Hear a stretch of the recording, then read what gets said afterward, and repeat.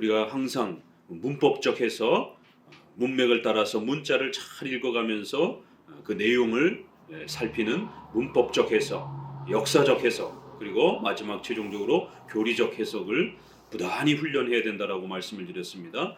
호세아서 전체의 흐름 아래서 보게 되면 결국 결론은 여호와께로 돌아오라라고 하는 이 강렬한 하나님의 외침, 바로 여호와께로 돌아가야 한다라는 것, 그것이 살 길이라는 것.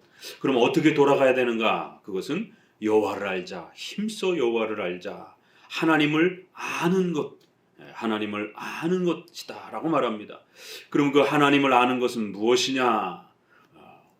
6절, 7절에 그들은 아담처럼 언약을 어기고 이러면서 바로 언약을 파괴하고 깨트린, 언약을 잘못 해석한, 그래서 형식적인 제사가 더 중요한 것처럼 이렇게 오해하고 하나님을 아는 것을 등한시한 이러한 신앙의 곡해, 언약의 곡해, 바로 언약을 정확하게 해석하고 이해하며 그 언약을 충실하게 따라가는 것, 바로 그 언약은 하나님을 아는 것으로 이렇게 표현되어 있고 바로 하나님의 말씀을 또 표현하기도 하는 것입니다. 바로 성경이 가르치는 이 중요한 교리, 그 중에 몇몇 도의 교리를 소개하면서 이렇게 성경의 핵심 교리로 돌아가는 것, 그것이 바로 하나님을 아는 것이고 그것이 바로 하나님께로 돌아가는 것이다 라고 이렇게 아주 정확하게, 이걸 한마디로 우리가 줄여서 성경신앙이라고 이렇게 표현을 합니다. 성경신앙, 성경을 믿는 신앙이다 이렇게 표현하는 겁니다. 줄여서 성경신앙 이렇게 표현합니다.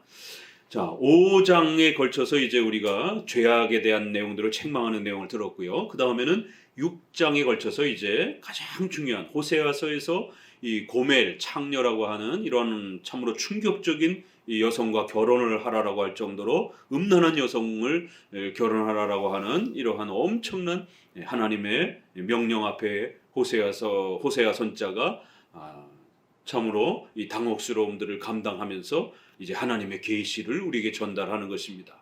그리하여 창녀와 같은 간음한 하나님을 버린, 하나님을 찾고 있다라고 하지만 형식적으로만 찾고 내용을 버린 이러한 잘못된 혼합주의적 신앙으로 하나님을 찾는 이스라엘 백성들을 바로 간음을 행한, 하나님을 섬기는 것도 아니고 안 섬기는 것도 아닌 이러한 혼합주의적인 이러한 형태의 불신앙을 꾸짖으면서 하나님 앞에 바른 신앙이 무엇인지, 기독교의 본질적인 신앙이 무엇인지를 이렇게 호세아서는 우리에게 정의를 내리는 것입니다. 이러한 정의는 오늘 우리 시대에도 역시 수많은 기독교의 이 혼란 속에서 참된 신앙이 무엇인가, 바른 기독교란 무엇인가, 바른 교회란 어떤 모습인가, 바른 신자의 모습은 과연 어떠해야 되는가, 이런 부분에 있어서 명확한 정의를 우리가 내려야 됩니다. 그럴 때에 이러한 호세아서는 가장 중요한 기독교의 본질이 무엇인지, 기독교란 도대체 무엇인가를 우리에게 아주 정확하게 핵심처럼 정의를 내려주는 아주 소중한 말씀인 것을 알 수 있습니다. 6장 1절 같이 읽어봅니다. 오라 우리가 여호와께로 돌아가자. 여호와께서 우리를 찢으셨으나 도로 낫게 하실 것이요 우리를 찢으셨으나 싸매어 주실 것임이라. 이렇게 하나님 앞에 우리가 책망받고 또 징계를 받는다 할지라도 그 징계는 우리를 지옥에 떨어뜨리려고 하는 그런 징계가 아니라 아버지와 같이 우리를 책망하고 훈계해서 우리를 바로잡으려고 하는, 이렇게 성화의 목적으로 성도들의 삶 속에 때로는 아주 엄중한 채찍이 그렇게 주어진다라는 것입니다. 히브리서 12장에 보게 되면 부모도 자기 자식이 잘 되기 위해서 징계와 훈계를 한다라는 것이에요.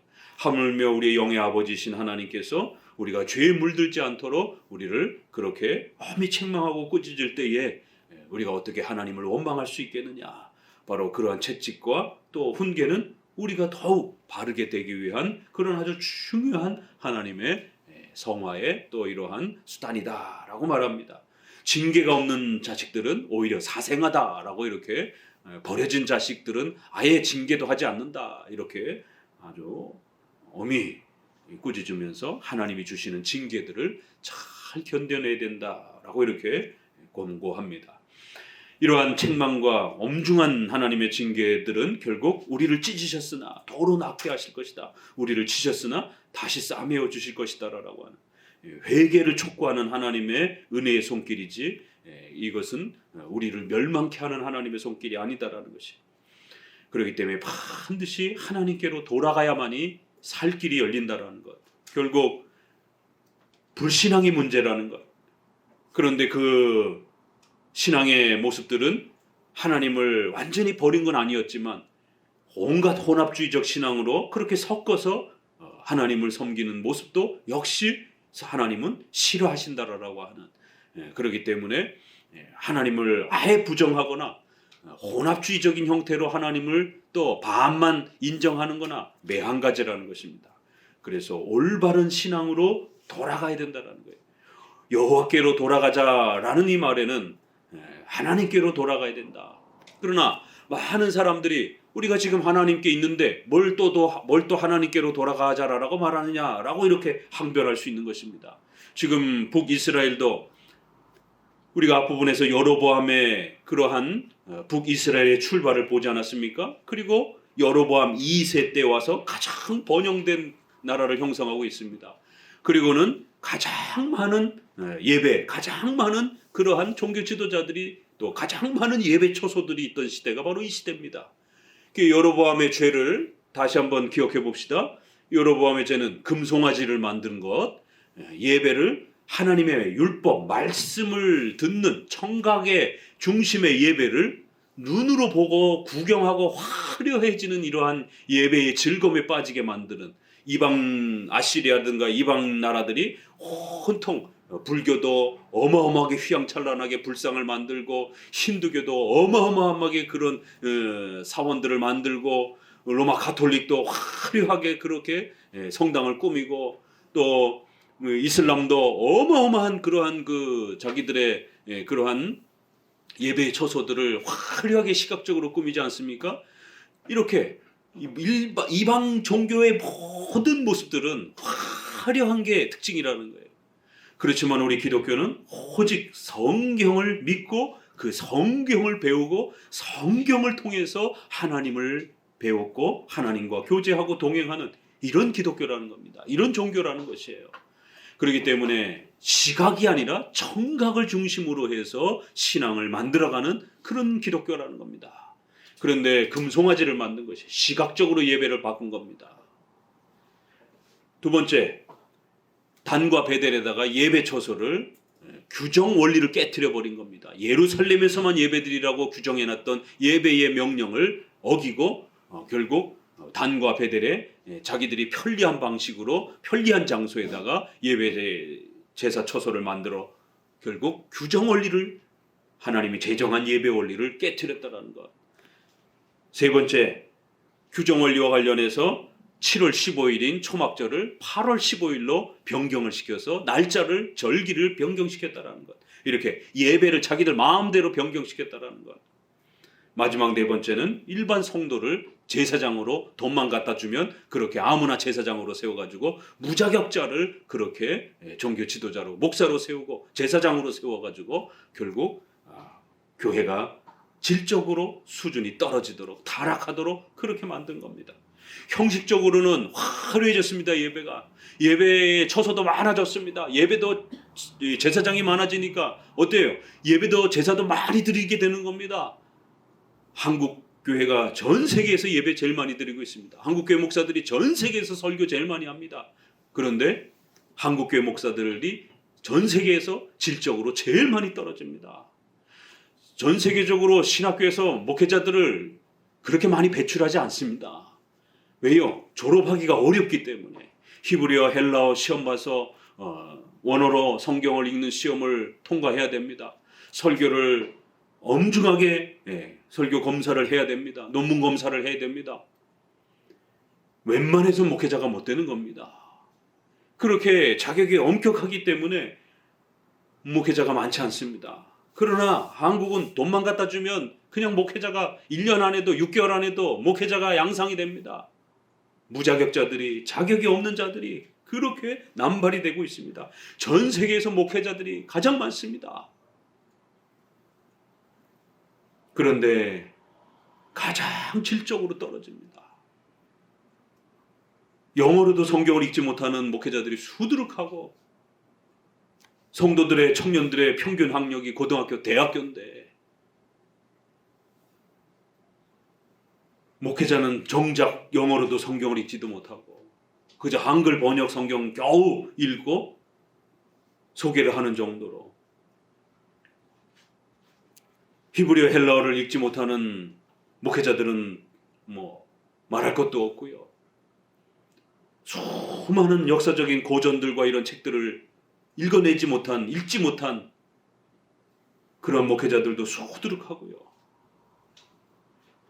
성경을 100독 이상 한 목회자도 많지 않고요. 이런 일들이 전 세계에서 목회자는 제일 많고 설교는 제일 많이 하는데 성경을 해석할 수 있는 실력을 갖춘 목회자는 가장 적은, 이런 아이러니한 모습을 한국교회는 지금 나타내고 있습니다. 남자 목사도 모자라서 여자 목사까지 가득가득 넘쳐나고 있습니다. 해마다 목회자로서 배출되는 사람들이 수도 없이 배출되어서 나옵니다. 나중에는 새로 전도되는 사람보다 목회자로 배출돼서 나오는 사람들이 더 많은, 이런 기가 막힌 상황이 벌어질 수도 있는 것이죠. 아니, 벌써 그렇게 됐는지도 모릅니다. 지금 북이스라엘은 이렇게 예배가 아주 화려해졌고 예배도 많아졌고 성경에도 없는 희한한 예배들이 우죽순 수도 없이 많고 무자격자의 목회자들이 수도 없이 많아서 어마어마한 설교들이 차고 넘칩니다. 그런데도 전 세계에서 가장 질적으로 떨어진 종교개혁의 이러한 순수성을 가장 못 지키는 그러한 모습을 보이는 형태를 취하고 있습니다. 시편 찬송도 2000년 동안, 종교개혁 500년 동안 불렀던 시편 찬송도 이제 번역된 지 얼마 되지 않습니다. 제가 번역했던 웨스트민스터 5개의 표준 문서의 번역도 통틀어 3번째 번역입니다. 조사를 해보니 기가 막힌 일입니다. 150년 장로교 역사상 어떻게 웨스트민스터에 서약을 하고 목사가 되고 장로가 되는 이 장로교회에 웨스트민스터가 이제 3번째 번역이 되냔 말이에요. 앞서 번역했던 것들은 출판 계약이기 때문에 계속 출판 안 하면 품절이 됩니다. 자연적으로 없어져요. 그러면 누군가는 또 계속 번역을 해서 재판을 계속 증보판을 내야 될 것 아니겠어요? 그럼 그분 돌아가시고 나면 재판을 못 하는 것이죠. 그럼 또 누군가는 또 번역을 했어야 되는데 관심이 없으니까 번역을 안 하는 거예요.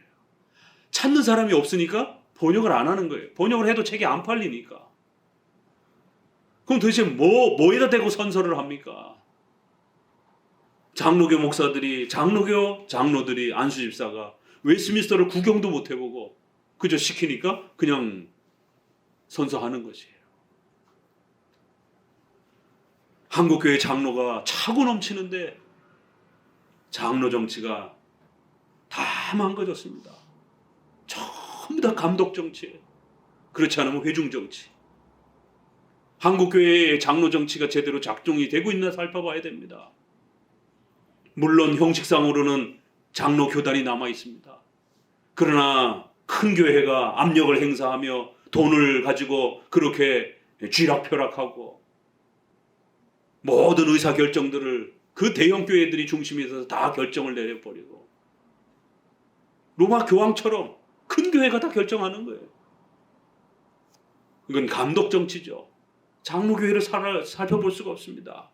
그 로마 교회의 교황의 교황 정치, 1인 정치, 감독 정치를 깨트리고 종교개혁을 통해서 장로와 목사들이, 대표자들이 모여서 그렇게 교회를 통치하고 의사결정을 해야 된다. 그래야 한 사람의 타락을 견제할 수 있고 막을 수 있다라고 하는 이런 견제장치를 회복시켜 준 겁니다. 그런데 오늘날 장로교단 이름은 있지만 장로 정치가 제대로 이루어지고 있느냐 말이에요. 성경을 정확하게 그 뜻을 깨닫게 되면, 그 하나님의 뜻을 따라서 오늘 우리 시대를 들여다보면 호세아 선지자가 가슴 아파했던 그 탄식함이 하나님께서 호세아 선지자를 세워놓고 1인칭으로 말씀을 하시는 겁니다. 때로는 3인칭으로 호세아야 이 백성들이 얼마나 타락했는지 아느냐 이렇게도 말씀하셔요. 그러나 때로는 호세아가 너희가 얼마나 하나님 앞에 범죄한 줄 아느냐라고 이스라엘 백성들을 향해서 너희가 범죄했다라고 호세아가 그렇게 책망하는 겁니다. 호세아가 하나님의 입이 되어서 1인칭으로 하나님이 호세아의 입을 빌어서 그냥 책망하시는 거예요. 호세아 선지자의 그 메시지를 통하여 하나님의 그 탄식스러운 마음들을 우리가 읽어내게 되는 겁니다. 그 시대만 그 이스라엘 백성들을 향하여 하나님이 창녀와 간음한 자라라고 봤겠습니까? 그렇게 평가했겠습니까? 그러면 오늘날은 괜찮은 겁니까? 정말 오늘 우리 시대의 이 심각함들을 다시 돌아보셔야 됩니다. 왜 종교개혁자들이 오직 성경을 외쳤는지, 오직 성경으로부터 시작되는 게 기독교입니다. 그것이 기독교 참된 신앙이에요. 그런데 오늘날은 성경 없이도 신앙이 가능하고 성경 없이도 교회가 가능한 그런 기독교가 되어버렸습니다.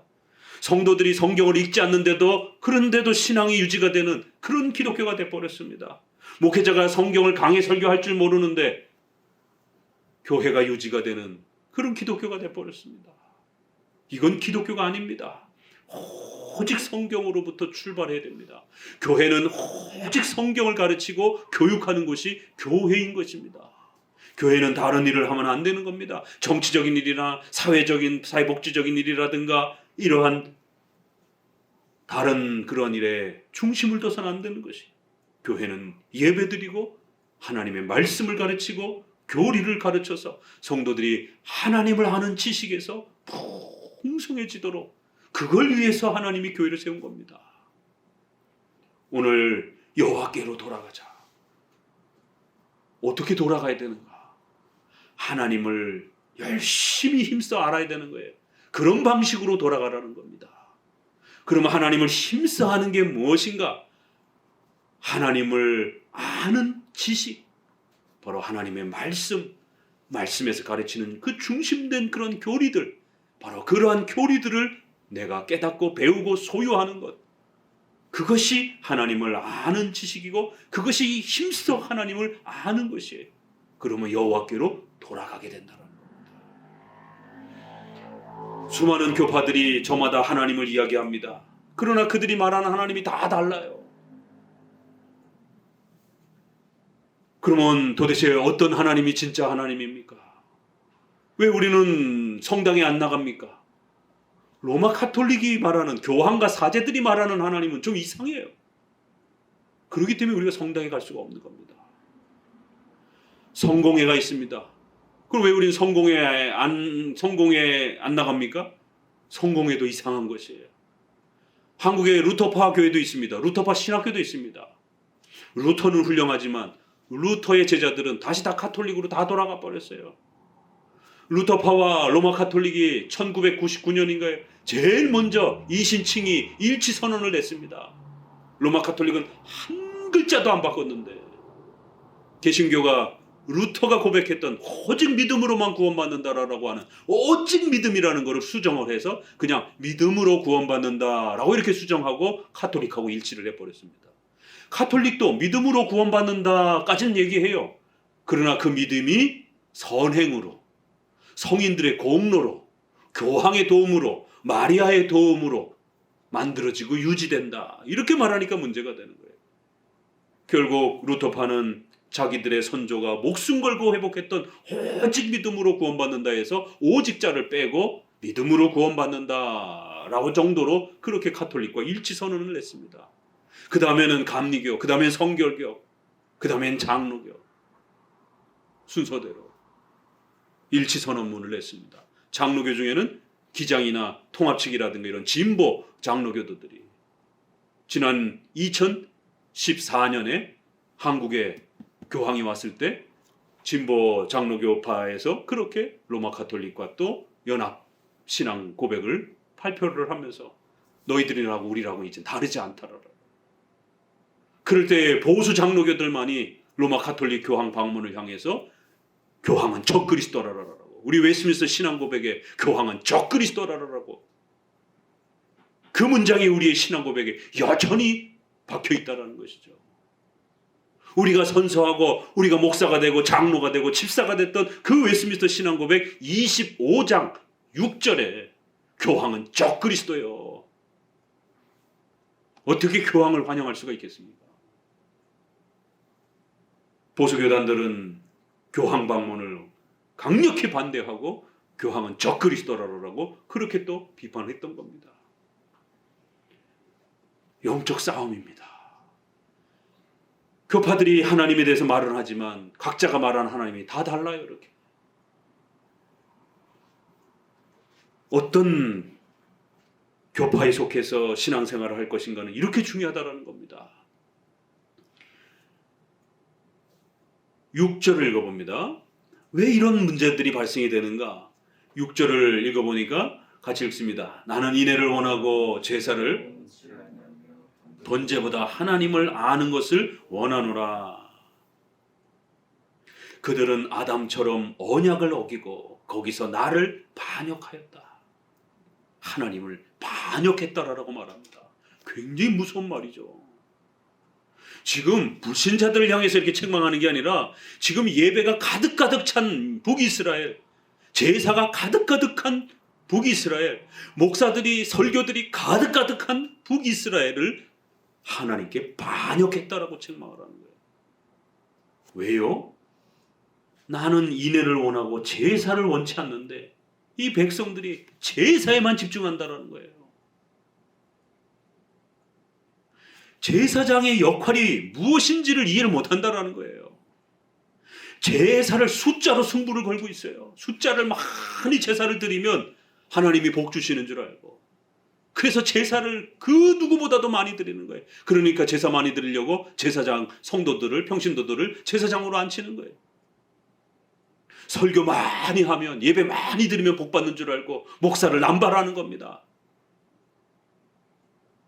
제사를 원치 아니하고 번제보다 하나님을 아는 것을 원하고 자비와 인애와 긍휼을 원한다.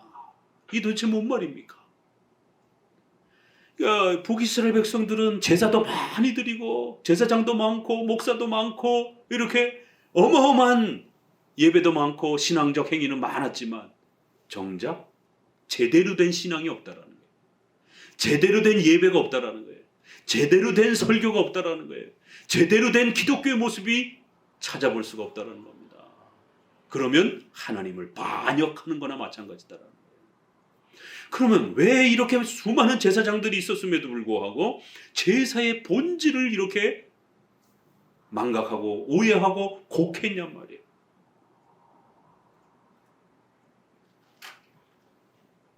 제사는 분명히 구약에 안 드리면 하나님 앞에 엄중한 징계를 받습니다. 3대 절기, 유월절, 오순절, 초막절, 5대 제사, 번제, 소제, 화목제, 속제제, 속건제 자꾸 외우셔야 돼요. 3대 절기, 5대 제사, 이건 목숨처럼 여겨야 되는 구약의 예배법이었던 겁니다. 그런데 왜 하나님이 구약에 아직 예수님도 오기 전에 제사가 필요 없다라는 거예요.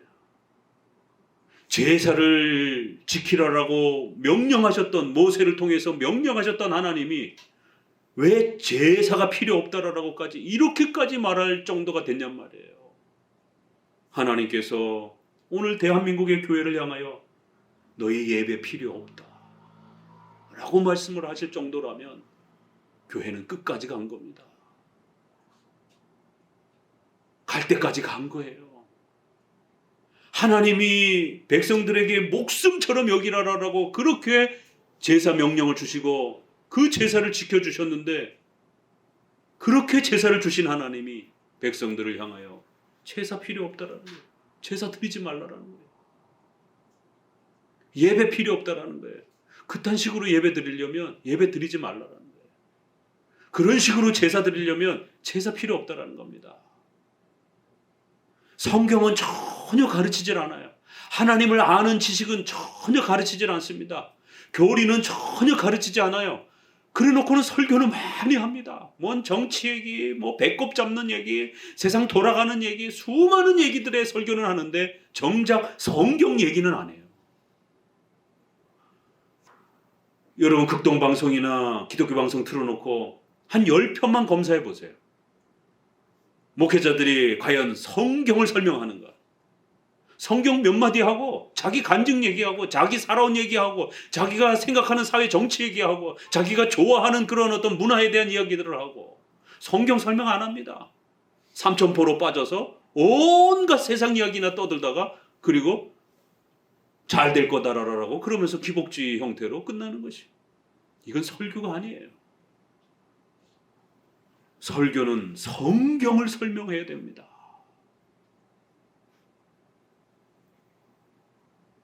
제사는 많이 드리고 있지만 하나님을 아는 지식을 가르쳐 주질 않는 거예요. 제사는 왜 드리는 겁니까, 그러면?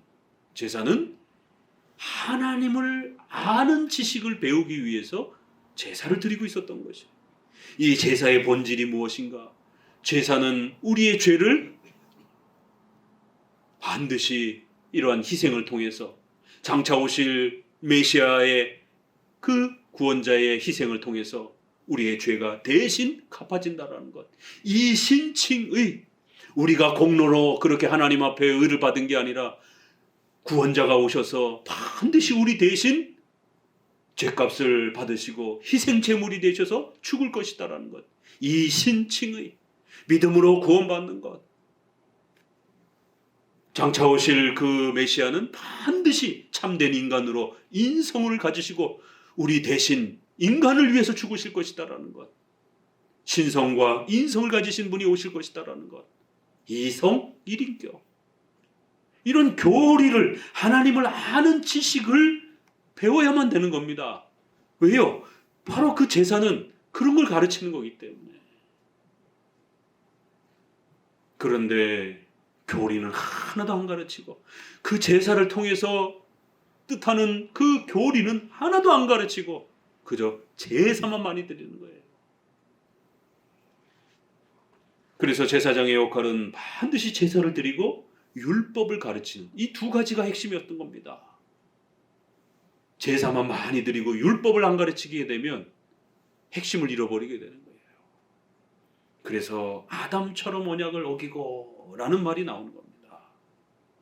여기에서 이 아담이라고 하는 이 번역이 굉장히 좀 어려운 번역입니다. 우리 개정판과 한글판은 아담처럼 언약을 어기고 라고 이렇게 원문대로 그대로 직역을 했어요. 그런데 킹제임스 성경 같이 이렇게 상당히 권위 있는 성경도 like man 이렇게 해놔가지고 사람처럼 이렇게 죄를 언약을 어기고 이렇게 해놨어요. 많은 사람들처럼 죄를 짓고 이렇게 표현했습니다. 그러나 히브리어에는 아담처럼 이렇게 됐습니다. 케 아담 이렇게 해서 아담은 히브리어로 아담이에요. 아담처럼. 이제 종교개혁자들 안에도 두 가지 해석으로 나눠집니다. 사람처럼 많은 사람들이 죄를 범하는 것처럼 이스라엘 백성들도 그렇게 죄를 범했다. 이렇게 읽어도 돼요. 그래서 수많은 그런 사람들이 범죄하는 것처럼 그 부패한 모습처럼 그렇게 이스라엘 백성들도 결국에는 그 죄악에 빠졌다라고 하는 이런 보편적인 죄악으로 이렇게 해석할 수도 있고 아니면 아담처럼 이러면은 바로 뭐가 떠올라요? 행위 언약이 떠오르는 거예요. 그러니까 우리가 소유리문답을 통해서 이렇게 교리적 지식이 튼튼하면 이런 구절을 읽게 되면 바로 뭐가 떠오릅니까? 우리가 배웠던 그 교리가 떠오르는 겁니다. 아담처럼 언약을 어겼다 이러면 이게 무슨 언약이지? 이거 행위 언약. 바로 창세기 2장에 있는 선악과 명령. 선악과를 먹으면 정령 죽으리라. 선악과를 먹지 말라. 이 명령. 바로 아담의 행위에 대한 순종을 통해서 하나님이 약속을 맺어주신 거기 때문에 우리가 통상 행위 언약 이렇게 표현을 합니다. 바로 아담이 그 행위 언약을 깨트려서 전 인류가 원죄의 이 범죄의 참혹함을 짊어지게 되었습니다. 그렇죠? 그런 그 부패와 전적으로 부패한 인간의 이 죄악의 이 참혹함의 이 모습과 같이 이스라엘 백성들은 그 전적으로 부패한 그러한 부패 상태에 빠져버렸다. 이렇게 번역해도 돼요. 그러니까 아담처럼 언약을 어기고, 그러면 아담처럼 그 아담이 처음에 행위 언약을 깨뜨림으로 인해서 인류가 직면한 이 어마어마한 이 원죄와 이 전적 부패의 이 참혹함에 이스라엘 백성들은 여전히 그 타락함의 전적 부패에 그렇게 물들어 있더라. 이렇게 아담의 그 행위 언약으로 인하여 범죄 인하로 인하여 발생된 원죄, 전적 부패의 그 무서움을 이렇게 강조하는 표현을 읽어낼 수도 있고요. 또 그냥 사람들처럼 이렇게 하면 수많은 인류들이 그렇게 하나님 앞에 불순종하고 전적으로 부패하여 하나님 앞에 범죄한 것처럼 이스라엘 백성들도 그와 같이 범죄하여 참혹한 상태에 빠졌다라고 이렇게 읽어낼 수도 있습니다. 놀라운 것은 칼빈도 이 부분에 대해서 이렇게 킹제임스 번역처럼 사람처럼 이렇게 좀 더 번역하는 게 낫지 않겠는가라고 이렇게 설명을 했지만, 종교개혁의 많은 사람들, 또 우리 웨스민스터의 이러한 그 입장도 그렇고, 그 총회 신학자들도 그렇고, 또 우리가 잘 아는 그러한 하이델베르그 요리문답을 작성한 올레비아누스, 우르시누스 이런 분도 그렇고, 또 이렇게 후대의 벌콥이라든가 이런 유명한 조직신학자들은 아담처럼이라는 번역이 훨씬 조금 더 좋은 번역이지 않겠느냐. 또 원문은 실제로 아담이라고 되어 있기 때문에. 그런데 이제 이 아담이라는 단어가 성경 구약에서는 사람으로도 번역이 되기도 하고, 어떨 때는 아담, 그 창세기의 아담으로도 이렇게 고유명사처럼 또 쓰여지기도 해요. 그랬을 때 그 문맥 아래에서 선택을 해야 되는데, 여기서는 사람일까 아니면 그 창세기 아담일까라고 했을 때 두 해석 다 가능합니다. 그렇지만 이제 좀 더 많은 주류의 보수적인 우리 개혁주의 입장은 아담처럼 직역 형태를 더 이렇게 선호하는 이러한 입장을 가지고 있습니다. 이렇게 부패와 악함 속에서 이스라엘의 종교 지도자들은 전혀 성경을 해석하지 못하는, 외적인 예배 형식은 잘 드리고 있지만 내용이 빠져있는 이런 심각한 모습을 본다라. 8절을 읽어보면 길르앗은 악을 행하는 자의 거울이라 피 발자국으로 가득 찼도다. 강도떼가 사람을 기다림같이 제사장의 무리가 세겜길에서 살인하니 그들이 사악을 행하였느니라. 이 제사장의 무리가 강도떼처럼 그렇게 악을 행하는 이러한 범죄들을 저지름으로 인해서 결국 북이스라엘이 곧 멸망할 이러한 위험이 닥쳤다라는 거예요. 결국 730년, 40년 이 시점에 지금 선포를 합니다. 이 30년 뒤에 722년에 북아시리아의 제국에 의해서 이스라엘은 멸망합니다. 남쪽은 바벨론에 의해서 586년, 조금 더 오래 가죠. 북쪽은 722년. 이게 마지막 경고였던 겁니다. 그런데 호세아서를 통해서 하나님께서 유독 책망하는 사람이, 대상이 누구예요? 종교 지도자들을 유독 더 책망합니다. 당대의 수많은 평신도 이런 제사장들이 마구잡이로 등용이 되면서 율법의 이러한 전문가, 또 레이지파의 이러한 그 혈통을 갖고 있어야 되고, 또 율법을 오래도록 교육받은 그런 전문가가 제사장과 또 제사의 이러한 역할을 감당을 해야 규정된 그 번제, 소제, 화목제의 규정이 무엇인지, 나답과 아비후는 잘못된 그런 불르다가 귀찮아가지고 대충 아무 불르다가 이렇게 제사드리다가 즉사를 해버렸습니다. 그래갖고 아론, 유명한 그 모세의 형인 대제사장이 벌벌벌 떨면서 그 제사에서 나오는 음식을, 화목제 같은 경우는 나눠 먹어야 되잖아요. 제사장이 먹어야 하나님이 연락하셨다라고 하는, 제사장은 하나님을 대표하기 때문에 그렇게 해서 그 제사를 마치고 완성을 해야 되는데, 제사의 그 의식에 중요한 그 먹는 식사의 행위도 못하고 겁이 나가지고 먹지도 못하고 아무것도 못하는 거예요. 그래서 모세가 그걸 보고는 왜 이 제사를 물을 먹지 않고 이렇게 남겼느냐라고 했더니 우리가 이렇게 제사 드리다가 망했는데 자식이 죽었는데 이 제사물 먹으면 남은 자식도 다 죽는 거 아니냐. 아론도 그냥 갑자기 충격을 받아가지고 이 제사의 이런 본질과 규정과 의미들을 이렇게 놓치고 당황하고 있는. 그래서 모세가 다독거리면서 이제 회복시키는 것을 보게 됩니다. 이렇게 제사란 아주 그 규정된 그 그람수 또 들어가는 그 요소들 철두철미하게 지켜가면서 시간과 요소와 재물을 철저하게 그렇게 맞춰서 제사를 드려야만 연락이 되는 겁니다. 그런데 이거를 성도들을 자격이 없는 그런 사람들을 레이지파도 아닌 사람들을 마구잡이로 갖다가 해놨으니 뭐 제사 드리는 법을 알겠어요? 뭐 절기의 이러한 그 구성을 알겠습니까? 옷 입는 그런 절차를 알겠습니까? 막 드리는 거예요 그냥. 그러니까 예배는 화려해지고 숫자도 많아지고 예배가 더 막 신나고 막 즐거운데 그러나 정작 하나님이 원하는 예배는 찾아볼 수가 없는 겁니다. 우리 마태복음 12장 7절을 읽읍시다. 여기에 그 유명한 이제 말씀이 나오죠. 마태복음 12장 7절입니다. 우리 코로나 때에 목회자가 신학자가 이 질병과 예배를 바르게 해석해내지 못해서 한국교회 전체가 혼돈에 빠지고 자신의 성도들을 위험에 빠뜨리고 이런 일들이 얼마나 비일비재했습니까? 목회자와 신학자의 성경 해석이 잘못되면 이런 일들이 벌어지는, 성도들이 목숨을 위협을 받는 이런 일이 벌어지는 거예요. 12장 7절 같이 읽습니다. 나는 자비를 원하고 제사를 원치 아니하노라 하신 뜻을 너희가 알았다면 무죄한 자를 죄로 정치 아니하였으리라. 인자는 안식일의 주인이니라 하시니라. 바로 이 말씀, 또 이 말씀은 또 시편에 나와 있는 말씀이기도 하고요. 하나님이 제사를 원치 않는다라는 것, 자비를 원한다라는 것. 이러한 하나님의 뜻을 잘못 오해하게 되면 무죄한 자를 정죄하게 된다라는 거예요. 멀쩡히 신앙생활을 잘하고 있는 사람을 정죄하게 된다라는 겁니다. 목회자가 성경 해석을 잘못해갖고 성도들에게 십계명을 잘못 적용하게 되면 멀쩡히 성도들 잘하고 있는데 오히려 못한다라고 정죄하게 된다는 거예요.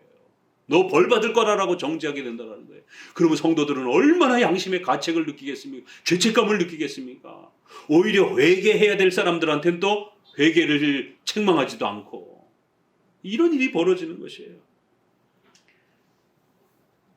코로나 때 이 말씀을 가지고 진보 쪽에서는 빨리 예배 문 닫아야 된다고 얼마나 난리였습니까? 예배가 중요한 게 아니라라고. 이웃의 자비를 실천해야 된다라고. 신령과 진정으로 요한복음 4장 23절 이 두 구절을 가지고 빨리 예배 문 닫아야 된다라고. 예배 중단해야 된다라고. 예배가 그렇게 아무것도 아닌 겁니까? 예배가 그냥 뭐 문 닫으면 금방 그렇게 닫고 그럴 수 있는 그런 종류의 그런 성질의 것입니까? 우리 기독교인들에게? 코로나가 확대되지도 않았는데도 불구하고 대전에서 이제 막 시작하는데 전국에 있는 교회들이 일찌감치 다 문을 닫고 성도들 교회 못 오게 하고 예배 드리고 싶어하는 성도들에게 예배 오지 말라라고 모두 다 문을 다 걸어 잠그고 이게 뭐 하는 행동들인지. 아니 도대체 그러려면 목사가 뭐하러 필요가 있습니다. 뭐하러 필요가 있습니까? 목사는 예배를 집례하고 성례를 집례하고 말씀을 가르치는 자인데 그렇게 예배가 아무것도 아니면 목사 필요 없죠. 목사한테 사례비 왜 줍니까? 성도들이 예배 드리고 싶으면 예배 공간을 마련해서 예배를 드릴 수 있도록 예배를 집례하는 그 일을 위하여 그렇게 또 성도들이 아낌없이 헌신하며 헌금을 통해서 또 그렇게 목회자를 섬기는 것이에요. 목회자를 정치하라라고 세운 겁니까? 목회자를 뭐 범인 잡으라라고 목회자를 세워놨습니까? 아니잖아요. 그런데 예배를 안 드릴 것 같으면 뭐하러 목회자가 필요합니까? 지금까지도 예배 안 드리고 있는, 온라인으로만 예배 드리고 있는 이런 교회들이 아직도 있습니다. 이 제사를 원치 않는다라고 하는 이 구절을 잘못 악용해가지고 또 한쪽에서는 극단적인 또 이런 쪽에서는 히브리서 12장에 그렇게 습관을 따라 모이지 않으려고 하는 자들과 같이 하지 말라라고 하는 이 말씀을 또 액면 그대로 문자로 적용을 해가지고 단 한 번도 빠져서는 안 된다라고, 감염이 돼도 와서 예배드려야 된다라고, 병이 들어도 현장에 와서 예배드려야 된다라고, 현장 목숨 걸어야 된다라고, 이런 식으로 성도들이 죽어나가든 말든 상관없는 겁니다. 예배의 우선주의자인 거예요. 예배만 드리면 병이 다 낫고, 예배만 드리면 코로나 다 물러가고, 예배만 드리면 뭐 다 복을 받는 것처럼 이렇게 예배 환상주의에 빠져가지고 성도들의 목숨을 위태롭게 만든 이런 모습들. 이 호세아가 지금 이 말씀을 그 시대 당시에 제사장들이 잘못 해석해가지고 하나님 앞에 꾸중을 받고 책망을 받는 거예요. 너네 지금 뭐 하고 있는 거냐? 그런 식으로 예배 드리려면 예배 필요 없다라는 거예요. 그렇다고 하나님이 구약의 제사를 다 없애보는 건 아닙니다. 아직 예수님 오시기 전이었기 때문에 제사는 분명히 회복되고 지켜져야 돼요. 그래서 호세아서 또 중간중간에 가보게 되면 제사를 회복하라라고 또 말씀하시는 거예요. 바르게 회복하라라고. 시편에도 우리가 보듯이 분명히 제사를 원치 아니하고 상한 심령을 원하신다. 시편 51편 우리가 읽었잖아요. 그렇지만 지난주 설교도 감사제를 드리고 낙헌제를 드리고 이거 다 구약의 제사법들입니다. 바르게만 드리면 구약은 아직 제사를 통해서 예배를 규정적으로 지켜가는 시대예요. 신약에 와서 구약의 절기와 제사가 중단된 것뿐입니다.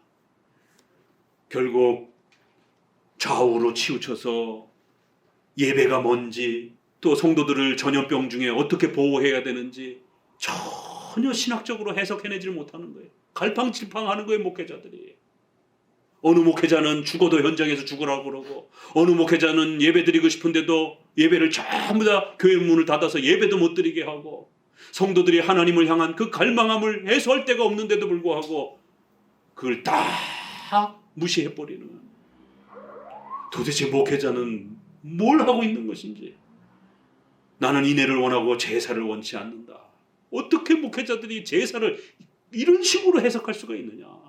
하나님이 주신 예배를 이런 식으로 성도들의 목숨을 위협시키는, 아니 하나님의 예배가 성도들을 죽이라라고 준 거냐 도대체. 이 목회자들이 뭐 하는 짓입니까? 하나님이 주신 그 소중한 예배를 가지고 성도들을 죽이고 있어요. 중세시대의 사제들이 성수 뿌리면서 성어 그어주면서 성당에 예배에 들어와 있으면은 흑사병 물러간다라고, 흑사병 다 치료된다라고, 그래가지고 성당으로 우르르 몰려들었다가 전염병이 확대가 돼갖고 다 죽었습니다. 사제들이 그 짓을 한 거예요. 성도들을, 예배를 가지고 성도들을 죽이는 겁니다. 목회자가 신학에 무지하면, 성경에 무지하면 이런 일이 또 발생이 되는 거예요. 우린 지난 2년의 코로나 사태를 통해서 너무너무 많이 봐왔습니다. 노인과 병자와 아이들을 세상에 안에서 못 모이게 하니까 바깥에 천막 쳐놓고, 지금도 더운데 7월 8월에 낮 40도까지 올라가는 그 열기에 노인들을, 아이들을, 병자들을 1시간 2시간 그렇게 땡볕에 천막 하나 쳐놓고 뭐 에어컨을 킬 수가 있습니까? 열사병으로 쓰러지고 병원에 갈 정도인데도 불구하고 현장에 있으라는 것이에요. 야, 어떻게 목회자가 이렇게 가혹할 수 있는가? 겨울에 20도 30도까지 떨어지는데 난로 하나가 켜놓고 노인과 병자들과 아이들을, 산모들을 그 추위에 1시간을 떨게 만들고, 어떻게 목회자가 이렇게 폭력적일 수 있습니까? 또 반대로 진보적인 또 입장에 있는 목회자들은 그렇게 문을 다 닫아버리고 마음이 갈급해서 또 삶 속에서 고통받는 성도들이 하나님의 도움을 구하고자 예배드리고 싶어서 그 간절한 마음으로 예배 공간을 열어달라고 하는데도 불구하고 예배문 다 닫아 걸어 잠그고, 오죽하면 멀리 외부에 있는 성도들이 저희 교회까지 문의를 해와서 현장 예배 드립니까? 예, 저희는 아직 현장 예배 드립니다. 그러면 다른 교인인데도 현장 예배 참석해도 되겠습니까? 이 코로나 때문에 여기는 못 오게 하는 거 아닙니까? 아니요, 언제든지 오십시오. 아직은 여기 경기도 지역은 코로나가 확장돼 있지 않으니까, 또 여기 시청에서도 뭐 그런 어떤 금지 명령이 아직 안 내려진 상태니까 얼마든지 오십시오. 세상에 저 먼 지역에 있는 성도들이 현장 예배 드리는 것 인터넷에서 뒤지고 찾아서 겨우 현장 예배 드리고 그 감격스러움에 눈물 흘리면서 돌아가시고. 자, 세상에 저도 목회 40년 만에 30년 만에 별걸 다 봤습니다. 성도가 교회에 예배 드릴 처소가 없어가지고 매주마다 전전긍긍하면서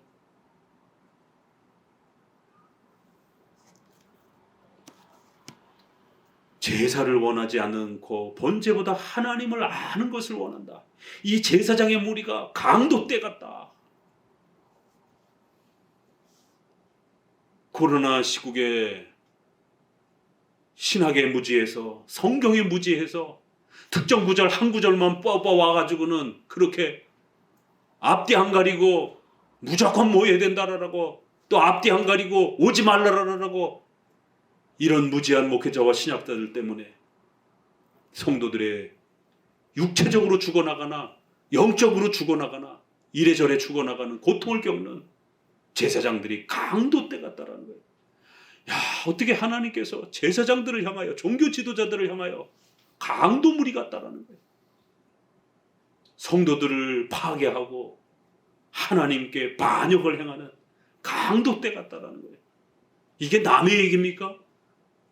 오늘 우리는 코로나 시국을 거치면서 너무너무 실감나게 경험을 했습니다.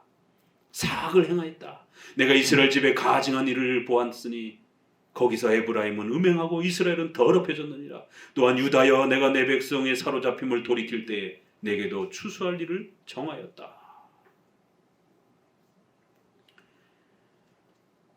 자, 이러한 내용의 한복판의 종교 지도자들이 성경을 가르치지 않고 하나님을 아는 교리, 하나님을 아는 지식, 이러한 부분들을 가르치지 않아서 성도들이 성경에 무지하고 목사도 성경에 무지하고 교리에 무지하는, 교리를 싫어하는 기독교인들, 교리를 싫어하는 목사들, 신학자들 우리 되어버린 겁니다.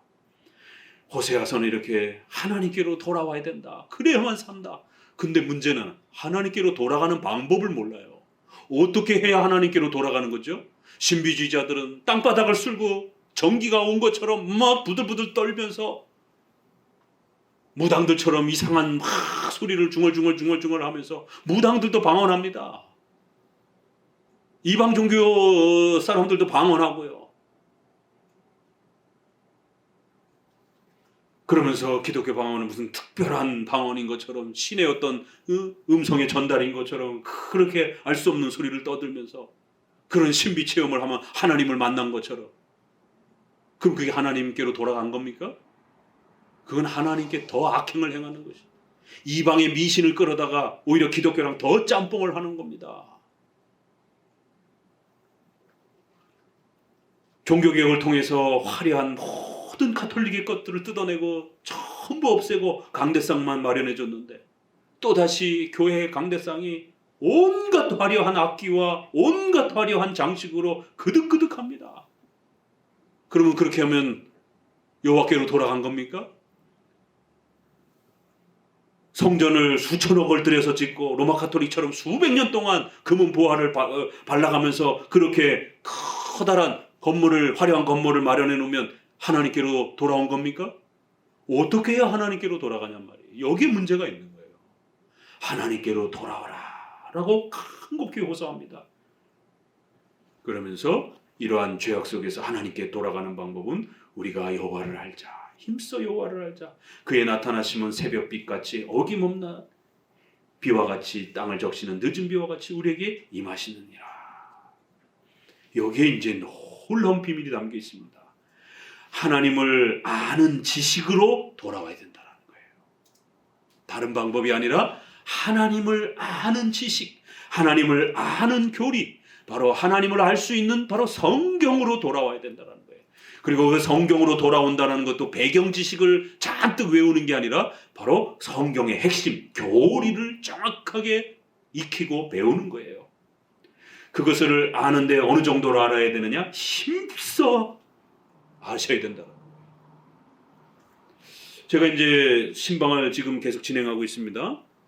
그러면 우리 부산 사건도 그렇지만 성도들은 장로교 목사님과 이렇게 상담을 하면 좀 의아하다라고 이렇게 이제 처음 상담을 받아보시는 분들은 그런 경험을 이야기해요. 오순절파교회나 순복음교회라든가 또 이런 신비주의라든가 이런 사람들은 막 예언을 하잖아요. 하나님이 뭐 나한테 말씀을 해주셨다. 그래서 너는 이렇게 해라. 근데 그게 맞다라는 증거가 어디 있어요? 객관적인 증거가 어디 있습니까? 그래서 목회자가 이런 행동을 자꾸 하게 되면 교주가 돼버리는 겁니다. 신의 계시를 전달하잖아요. 근데 그게 성도들의 삶을 좌우지할 수 있는, 성도들의 전 재산을 좌우할 수 있는, 성도들의 결혼, 직장, 재산, 성도들의 삶, 이런 어마어마한 결정들을 영향을 끼칠 수 있는 권면인데, 명령인데 객관성이 없어버리면 그걸 어떻게 믿냔 말이에요. 그 객관성을 어떻게 증거를 잡을 수 있냔 말이에요. 그게 목사님 혼자 마음속에 떠오른 생각인지 정말 신이 주신 말씀인지 어떻게 하냔 말이에요. 성도들이 용감한 겁니다. 용감하면, 거꾸로 무지하면 용감하다라는 우리의 이런 일반 속담이 있는 것처럼 신앙에 있어서도 무지하면 맹종하게 돼 있는 거예요. 로마 가톨릭의 맹종, 맹신에 빠지면 안 된다라고 웨스민스터 신앙 고백에 거듭거듭 경고하잖아요. 맹종, 맹신은 무지할 때 빠집니다. 뭘 갖고 그걸 검증하고 거기에다가 자기 인생을 맡길 겁니까? 그런데 장로교 목회자들은 아주 강력한 확신을 갖고 얘기를 해요. 그러니까 목사님도 예언 받았습니까? 아니요. 우리 장로교 목사들은 뭐 그런 예언이라든가 이런 환상이라든가 이런 걸 다 비성경적인 것으로 여기기 때문에 그런 건 인정하지 않습니다. 그런데 목사님 어떻게 이렇게 확신합니까? 그러니까 본인들은 불안해하는데 목회자가 너무 확신 있게 얘기를 하니까 의아해하는 거예요. 될 겁니다. 이렇게 하십시오. 이건 분명히 열매가 있습니다. 정말요? 진짜요? 목사님 너무 확신 있게 얘기를 하니까 대부분 그렇게 확신 있게 이야기하는 목회자들은 주로 막 예언 듣고 막 환상 보고 막 이런 분들이다 보니까 장로교 목사님도 그런 거 봤습니까? 아니요. 우리 그런 거 없습니다. 근데 어떻게 이렇게 확신합니까? 여기에 장로교회에 놀라움이 있는 겁니다. 장로교 목회자는 목숨을 걸고 예, 아니오를 얘기합니다. 안 되는 건 죽었다 깨어나도 안 됩니다라고 얘기합니다. 되는 거는 분명히 된다라고 얘기를 하는 거예요. 자영업을 이제 시작하려고 하는 분에게 주일에 문 닫고 예배 드리세요. 그래야 하나님이 당신 가게 번창하게 해주십니다. 설마요. 주일 장사인데, 주말 장사인데 주일날 문 닫으라고 하면 어떡합니까 목사님? 조금만 봐주세요. 안 됩니다. 주일날 문 닫고 예배 드리세요. 그럼 하나님이 번창하게 해줄 겁니다. 정말 그게 가능합니까? 네, 가능합니다. 그러다 굶어 죽으면 어떡하죠? 목사님 책임지겠습니다. 이게 장로교 목회자들인 거예요. 굶어 죽지 않습니다. 하나님 반드시 도와주십니다. 그런 목회자의 확신 있는 그러한 권면 또 모범 이러한 또 훈계 이런 걸 통해서 성도들은 바라보면서 따라가는 거예요. 목회자가 확신이 없으면 자기도 안 믿는데 어떻게 성도들이 믿고 따라갑니까? 믿음의 길을. 그렇기 때문에 목회자들은 정말 하나님에 대해서 확신이 있어야 돼요. 자기가 믿는 신에 대해서 아주 강력한 확신이 있어야 됩니다. 근데 문제는 목회자들이 하나님을 잘 모른다는 거예요. 자기가 믿는 하나님이 어떤 분인지를 모른다는 거예요. 왜요? 자기들도 환상을 통해서 막 꿈을 통해서 막 이러다 보니까 드문 이렇게 하나님은 이럴 거야 라고 추측을 하지만 정확하게 하나님이 어떤 분인지를 전체적으로 모르다 보니까 본인도 불안해하는 거예요. 될까? 안 될까? 이러는 겁니다. 그러나 장로교 목회자들은 성경을 통해서 하나님을 알기 때문에 창세기부터 계시록을 통해서 하나님은 이런 분이구나. 하나님은 이렇게 일하시는 분이구나를 성경을 통해서 배워가기 때문에 아주 강력하게 확신 갖고 이야기할 수 있는 겁니다. 왜요? 이 성경은 수천 년 동안 하나님의 뜻으로 우리 인간에게 주신 하나님의 말씀이었기 때문에 이렇게만 믿으면 구원받는다라고, 이렇게만 살면 하나님이 도와주실 것이다라고, 그렇게 우리 선조들이 믿고 그렇게 살아온 것이에요. 그래서 장로교 목회자들은 하나님이 싫어하는 것이 성경에 분명히 나와 있기 때문에 하나님이 무섭지 사람이 무서운 게 아니에요. 안 됩니다. 안 되는 건 안 되는 거예요. 목사님 돈 많이 드릴게요. 그까지 돈 하나님이 주시면 더 많이 주실 수 있습니다. 안 됩니다. 뇌물을 갖다 바쳐도 안 되는 거 안 되는 거예요. 목사님 좀 직분 좀 주시죠. 그래 제가 이번에 선거 나가는데 그래도 교회 장로라고 하는, 교회 안수집사라고 하는 그래도 좀 직분이 있어야 크리스천들의 이런 좀 표를 많이 얻지 않겠습니까? 안 됩니다. 교회법의 기준이 안 되면 당신은 기준이 안 되기 때문에 안 됩니다. 이게 장로교 목회자예요. 왜요? 하나님을 아는 지식에 따라서 하나님이 무엇을 원하시고 무엇을 싫어하는지를 말하기 때문에, 하나님을 정확히 알고 있기 때문에 힘써 하나님을 알자. 그러면 어떤 일이 나타나느냐면 그의 나타나심이 새벽빛같이 정확하게 역사가 나타난다. 그 이제 성도들이 이번 부산 가족 간증도 그렇고, 어떻게 목사님이 그렇게 확신하시죠?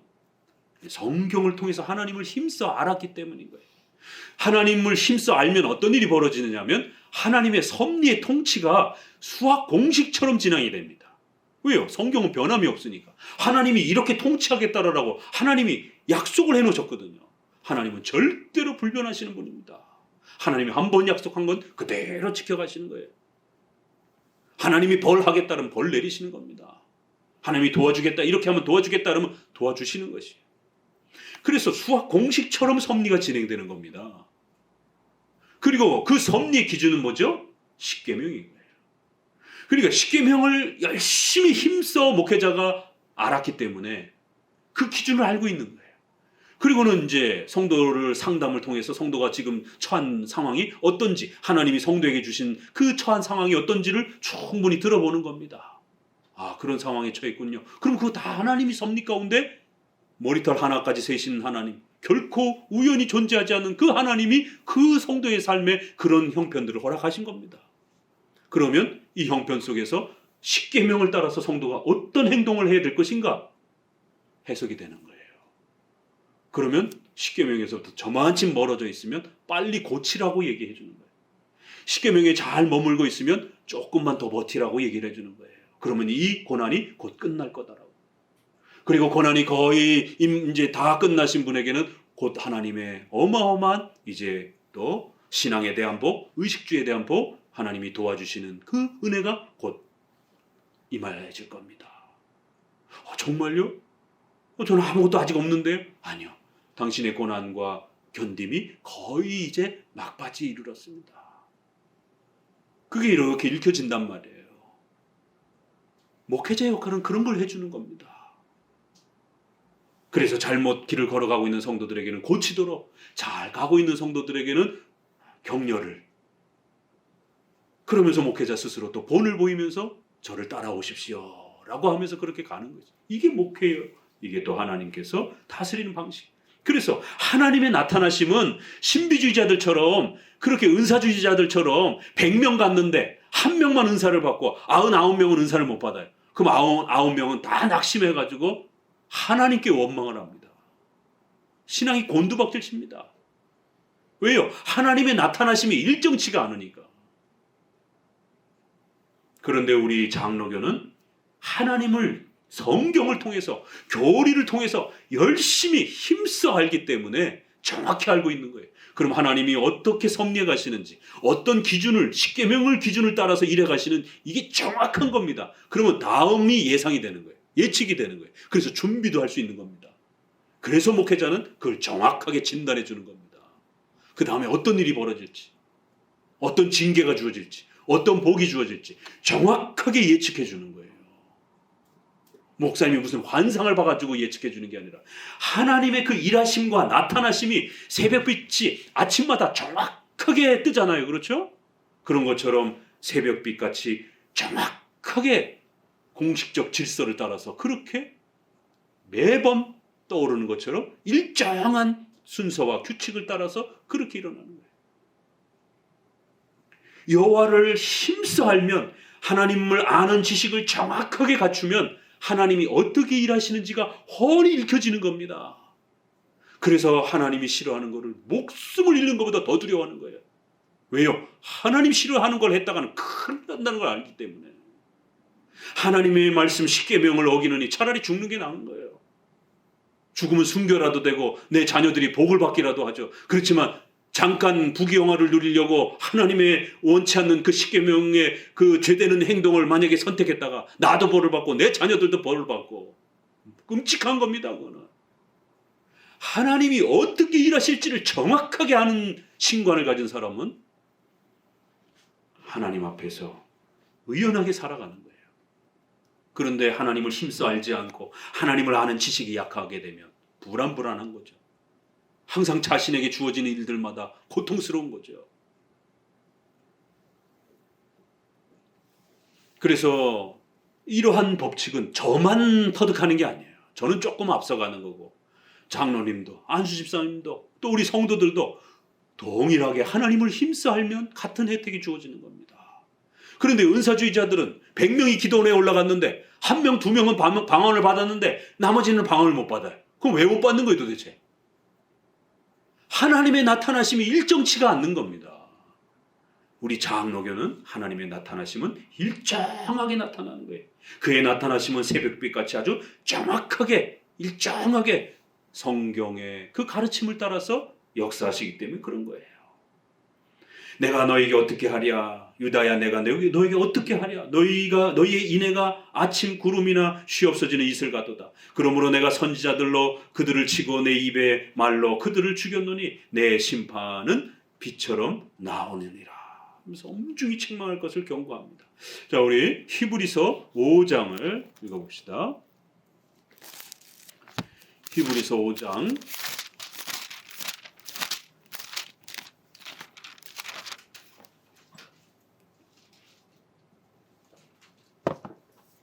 5장은 구약의 이 제사가 예수님이 오심으로 인해서 어떻게 이제 끝이 나는지, 어떻게 중단이 되는지, 예수님이 참된 성전이었다라는 것을 그렇게 가르쳐 줍니다. 그래서 이제 구약의 성전도 없어지고 구약의 제사와 절기도 다 없어진다라는 것.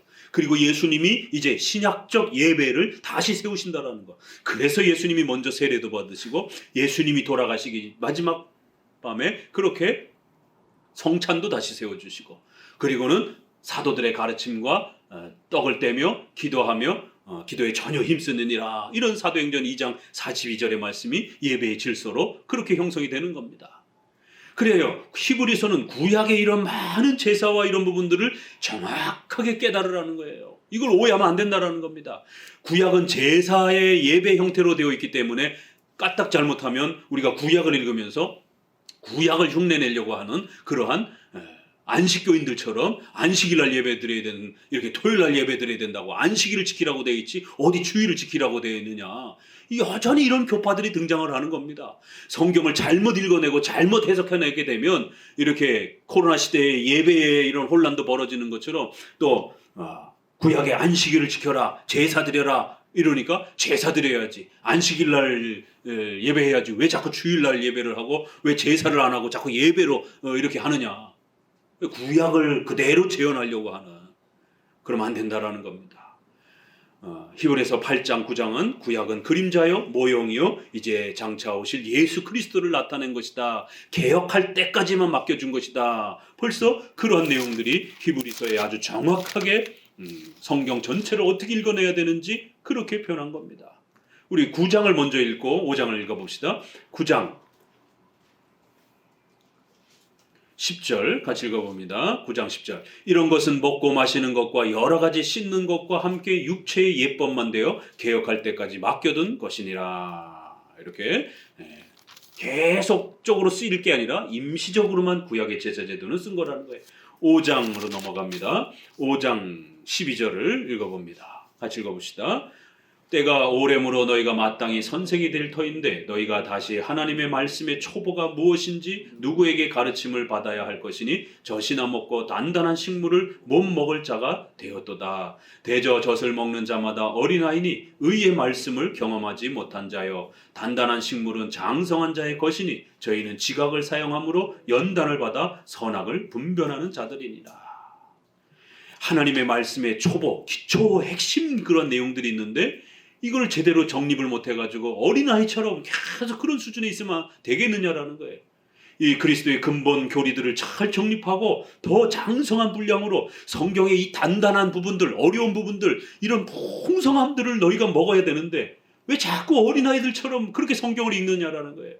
단단한 식물은 장성한 자들의 것이다라는 거예요. 이들은 지각을 사용하여, 지각, 우리의 이성을 사용해서 신비 체험을 하고 막 이러는 게 아니라 우리의 이성, 중생된 우리의 이성을 잘 사용해서 선악을 분별하면서 하나님의 말씀 안에서 어떤 게 옳은 것인지, 우리의 삶에 어떤 게 또 잘못된 것인지를 말씀을 가지고 잘 분변, 이 분변이라는 말은 학문적인 용어예요. 분석하고 연구하고 살피다 이런 단어예요.